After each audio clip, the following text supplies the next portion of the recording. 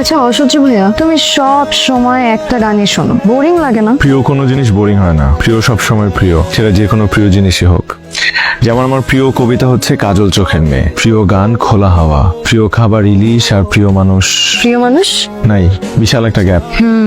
কবে তোমার এই গ্যাপের মধ্যে প্রিয় মানুষের নাম বসবে? জানি না, তবে এটা জানি যে কোনো এক পূর্ণিমা রাতে খোলা হাওয়া গান বাজবে, আমি থমকে থাকা মেয়েটার দিকে তাকিয়ে বলবো, শোনো কাজল চোখের মেয়ে, আমার দিবস কাটে বিবশ হয়ে তোমার চোখে চেয়ে।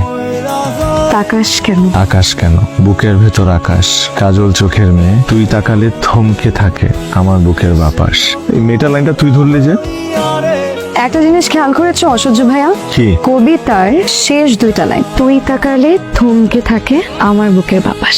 তার মানে তোমার জীবনে যে প্রিয় মানুষটা হবে সে একটা তুই হবে, তুমি না।